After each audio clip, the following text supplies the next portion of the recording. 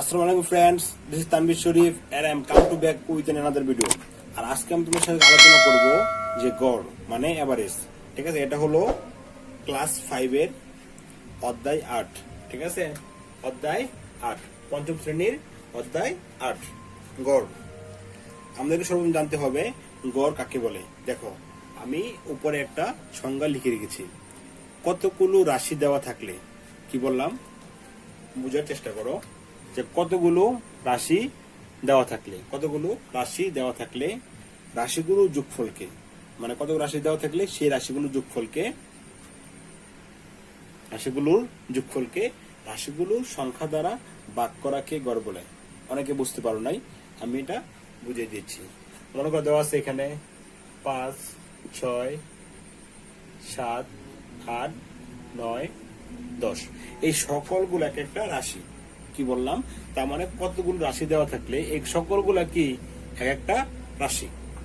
5, 6, 7, 8, 9, 10, আর বেশি থাকতে পারে, আর কম থাকতে পারে। আমি কিন্তু সিরিয়াল ভাবে লিখে গেলাম সহজের জন্য। এখানে থাকতে পারে 20, 30, 50, 100, 200। ঠিক আছে, অ্যাভেলেবেল, এটা কোনো শিওর নাই। তাই আমি বোঝানোর জন্য লিখলাম যে কতগুলো রাশি দেওয়া থাকলে রাশিগুলোর যোগফলকে, মানে এই যে এক একটা রাশি দেওয়া আছে, এই রাশিগুলো কি কে যোগফলকে, এগুলো সব আমি যোগ করে দিলাম। ঠিক আছে, যোগ করে দিতে হবে 5, 6, 7, 8, 9, 10, এগুলা যোগফলকে। যোগফল কি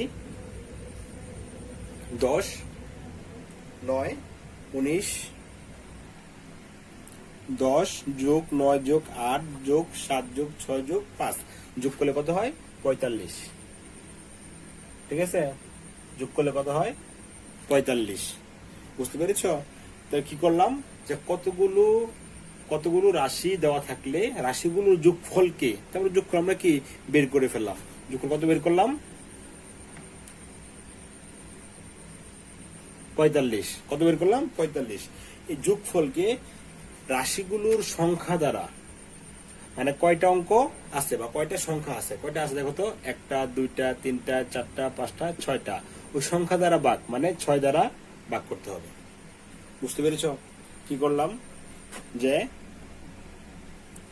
কতগুলো রাশি দেওয়া থাকলে রাশিগুলোর যোগফলকে, রাশিগুলো আগে লিখলাম, রাশিগুলোর যোগফলকে, যোগফল কত 45, গুলোকে রাশিগুলোর সংখ্যা দ্বারা, মানে যতগুলো সংখ্যা দেওয়া থাকবে 1, 2 এবার কয়টা 6টা দিয়ে ভাগ করলে, যে এটা কি বেশি ভাগ করলে কি ভাগফলকে কি বলা হয়, গড় বলা হয়। ঠিক আছে, তাহলে আজকে দেখো যে ভাগ করলে কত হবে, এটা 45 রে 6 7 42 3। ঠিক আছে, দশমিক দিয়ে একটা শূন্য নেই, ভাগ জানা যেহেতু, 5 6 30, কত বেরিয়েছে 7.5। তার মানে এটা গড় কত হয়েছে 7.5। আবার বলি, কতগুলো রাশি দেওয়া থাকলে রাশিগুলোর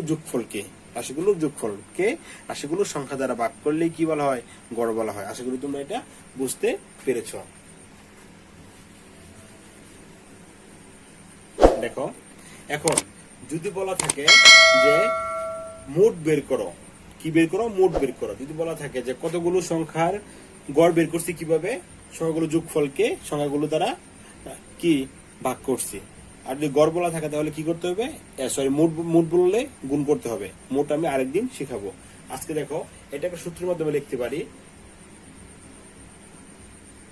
সূত্র, গড় সমান সমান কি রাশিগুলোর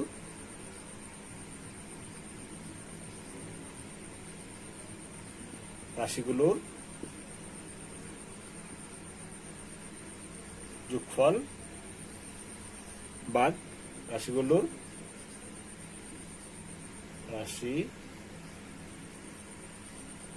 সংখ্যা। ঠিক আছে, কি লেখো, রাশিগুলোর যোগফল ভাগ রাশিগুলোর সংখ্যা। তোমরা যদি কেউ অন্যভাবে লেখো যে গড় সমান সমান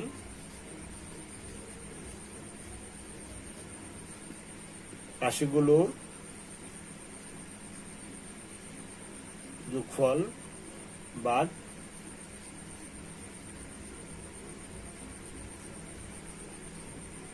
রাশিগুলোর সংখ্যা। ঠিক আছে, এভাবে লিখতে পারো কি রাশিগুলোর যোগফল ভাগ রাশিগুলোর সংখ্যা, মানে যেভাবেই দাও। ঠিক আছে, এটাও ভাগ এটাও ভাগ, তোমরা উপরেরটাও কাজে লাগাইতে পারো নিচেরটাও কাজে লাগাইতে পারো, এটা কোনো সমস্যা নেই। ঠিক আছে, আশা করি তোমরা এটা বুঝতে পেরেছ। তখন ওইখানে কি বুঝেছিলাম, তখন রাশিগুলোর যোগফল মানে 45 আর নিজগত রাশিগুলোর সংখ্যা মানে 6 ছিল ওইটা, বা এখানে 45।